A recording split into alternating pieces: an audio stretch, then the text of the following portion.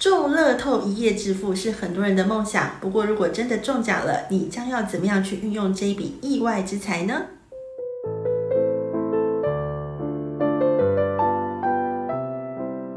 欢迎订阅刘一佩频道，同时记得开启小铃铛，就可以随时收到最新的影片通知哦。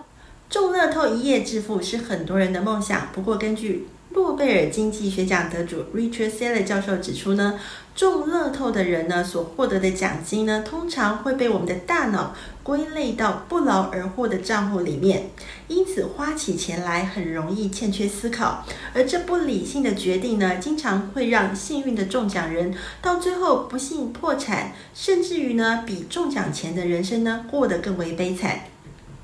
不过呢，在日本呢，有一位餐厅的老板，他在25岁的时候出版了一本食评书，叫做《美食的王者》。他介绍点评了日本上百间超水准的西餐厅还有菜色。很多人都很好奇，他到底怎么有这么多的钱呢，去这些地方来享用美食呢？后来他上节目呢，才透露，原来他是中了2亿日元，大约是新台币5000多万的彩券头奖，来赢得这些餐费。原来学生时期的他对于美食就很感兴趣，他经常到高级新餐厅呢去品尝美味。从学生时代到30岁这几年呢，他去过2万间餐厅去吃饭。这个记录实在是太惊人了，因此就连米其林的总负责人呢都找他来做过访问。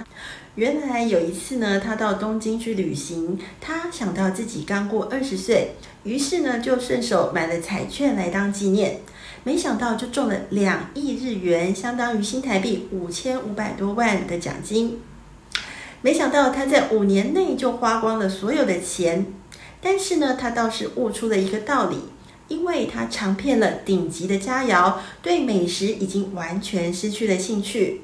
他领悟到，其实真正的美食呢，就是用最简单的烹饪方法去处理最新鲜的食材。于是呢，他就用剩下的钱去开了一间法式餐厅。他只卖一种单一料理，而且呢，店里面所有的菜式呢，只跟水跟盐来调味。结果呢，在日本的食品网上评价非常的高。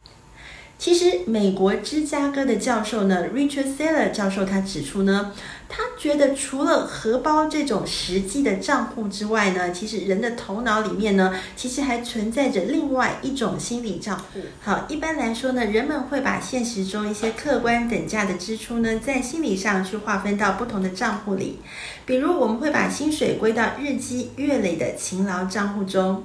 年终奖金呢，则会被归到一种额外的恩赐，而放到奖励账户当中。而中乐透的钱呢，通常会被归放到这个不劳而获的这个账户里面。勤劳支付的钱呢，大脑会分类为辛劳工作所得的这个账户里，所以会精打细算，谨慎支出，不随便浪费。而奖励账户里面的钱呢，通常我们就会抱着一种很轻松的心态来花费，可以用来犒赏自己，买手机，或是出国旅游，或是买一些平常舍不得买的礼物呢，来送给自己。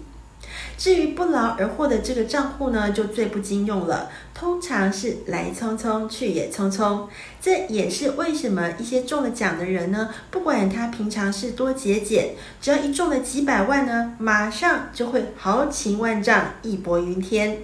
因为来得容易呢，去的也容易。在不理性的花费下呢，通常3-5年的时间呢，就会花光光，甚至于呢，过得比中奖前还要差。从经济学的角度来看呢，其实1万块钱的电视、1万块钱的年终奖金跟1万块钱的彩券呢，在数量上其实是没有差别的。但是普通人对于这3个东西却会做出3个不同的消费抉择出来。其实人生除了金钱账户之外呢，还有5大投资账户，并不是金钱账户满足了就代表你的人生达到了一个顶峰。怎么样把金钱做好好的运用？其实金钱并不是幸福的本身，而是帮助我们找到幸福的工具之一。要怎么样去找到幸福？其实幸福都来自于我们心中自己的抉择。想知道更多有关心灵理财的讯息或是心灵小故事，欢迎您成为我的频道会员，有3个等级可以选择，欢迎您的加入，也谢谢您的收看，我们下次再见啦。